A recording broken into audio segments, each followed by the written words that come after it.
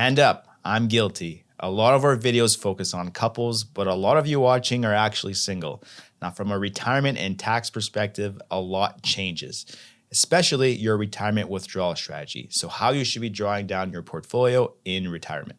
Let's say you're 57 years old and you've just retired. You want to figure out how to draw down your retirement portfolio, all the while not running out of money in retirement. So the first thing that we need to look at is your life expectancy. So assuming you're healthy, like I said, you're 57 years old, you can expect to live until age 85. To be safe, I think we should still build a plan that goes to age 90 in the event you do outlive your life expectancy, but we might not want to use age 90 from a tax planning perspective. More on that in a minute. Another big decision that we're going to have to make is when to start your CPP.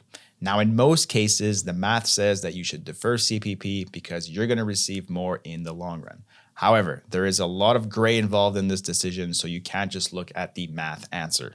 Part of that decision is when is that money going to mean the most to you? So if you take your CPP at 60, is that money better served and enjoyed rather than waiting until 70? Now, eventually, if you had started your CPP at 70, you'll have received more from CPP, but at that point, you'll be in your 80s. And what good is more money in your 80s if you don't have the health to enjoy it? As a couple, it's also easier to defer CPP because in the event something happened to either one of you, there is a survivor benefit. More on that in this video. However, as a single person, there's no spouse there to continue receiving payments, so a lot of people would rather take it before it's gone. When it comes to withdrawal strategies, a single person will have the same issues that couples face that we've talked about before, but those issues will be magnified. Many retirees will have built up their savings through a registered account like an RSP or via a pension plan. The problem with these accounts is that they create a huge tax liability upon death. Now, as a couple, you have the benefit that if one of you passes away, you can roll over your registered accounts to the surviving spouse at no tax, so that gives the surviving spouse more time to tax efficiently draw down the portfolio.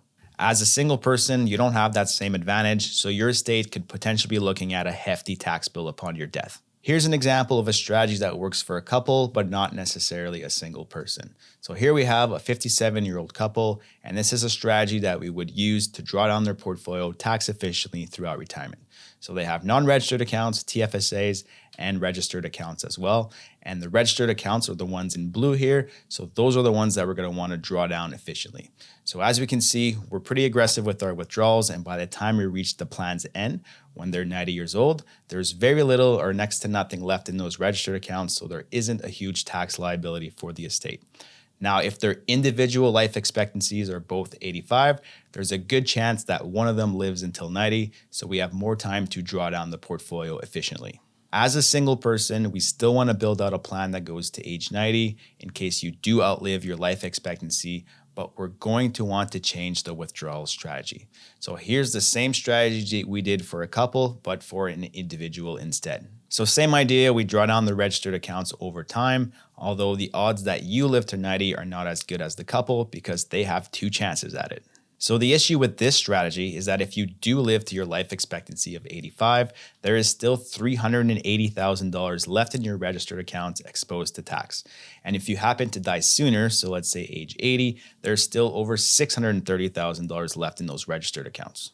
Because of this, we'll want to take a more aggressive approach when melting down your registered accounts. So rather than spreading out that tax burden until 90, we'll want to have your registered accounts wounded up by the time you're 85. So as we can see, the plan is still good until age 90 in the sense that you're not going to run out of money. But with our withdrawal strategy, all of the registered accounts have been used up by the time you're 85 so that your estate is not looking at a huge tax bill. If you like this strategy and you want to learn more, check us out at transcanadawealthmanagement.com.